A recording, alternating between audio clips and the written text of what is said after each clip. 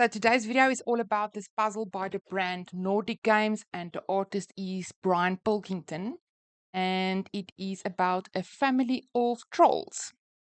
So since the brand is not a very well-known brand, and I don't know how many of you guys will ever manage to get your hands on one of these, I thought we might focus on the image for this video.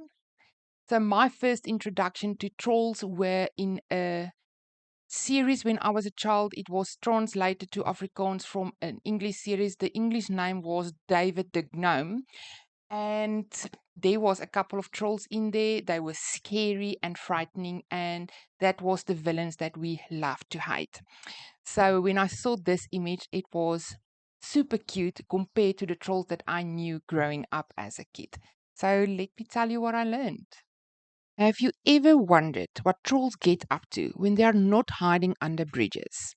Well, according to the Icelandic artist Brian Pilkington, they live rather ordinary, if slightly lumpy, family lives in the wild Nordic hills. As this puzzle starts coming together piece by piece, you can already see the warmth in their faces. Big noses, bigger smiles, and that unmistakable twinkle in their eye. These aren't scary trolls of old sagas. They are gentle forest folk, full of mischief, humor, and heart. Pilkington was born in England but made Iceland his home, and you can feel that Icelandic landscape in his art, the rocky ground, the cool northern light, and the earthy colors. He's illustrated dozens of children's books about trolls and other folklore creatures. The trolls always seem to have stepped out of a bedtime story. Maybe a bit rough around the edges, but you can tell they'd offer you a mug of moss tea if you wandered by their cave. What's fun about building this puzzle is how his painting style translates into pieces. The textures of fur, cloth, and stone all blur into shades of brown and grey, so it's not the easiest image to sort. The troll's clothes blend right into the background rocks, and those tones will test your patience, but in a satisfying way. Let's take a closer look at the family as they appear. There's the troll matriarch in the middle, staff in hand, the one who clearly seen a few centuries. Her partner stands beside her, massive and proud, with a bird pecked on his shoulder like an old friend. Around them, you can see the younger generation, all curiosity, muddy feet, and bright eyes. The smallest one, sitting cross-legged near the front, looked like he's waiting for a story, or maybe he's plotting one. It's such a beautiful composition. Each troll has its own personality, but together they form this cozy, slightly chaotic family portrait.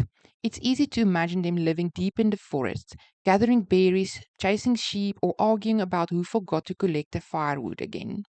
Across Scandinavia, trolls are as old as the mountains themselves. In ancient Norse mythology, they were giants and spirits of nature, feared for their strength and trickery.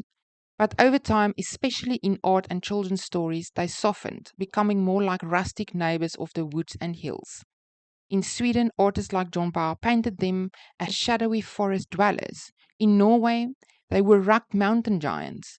But in the modern era, thanks to artists like Rolf Lidberg and Brian Pilkington, trolls became family friendly, enduring, and sometimes even a little bit wise.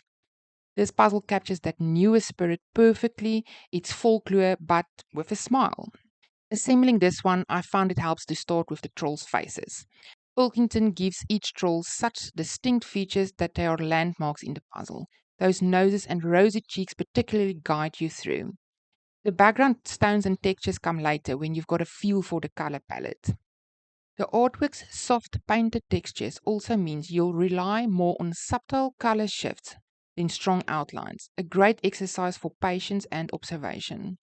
There's something charming about working on a picture like this. It feels like you're building not just a scene, but a story.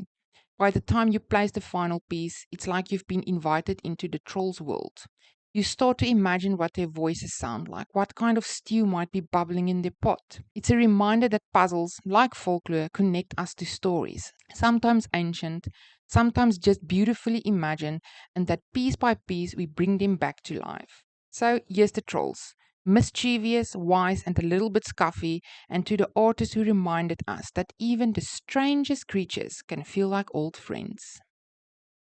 So this was definitely a challenging puzzle, and I would not recommend this for beginner puzzlers. So this is something you would tackle if you are looking for a bit of a challenge.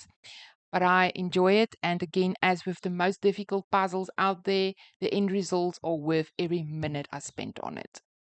So please let me know which are your favorite trolls, whether it be the scary ones or the friendly ones. I would love to know which are the ones that you like to go back to for viewing or reading pleasure.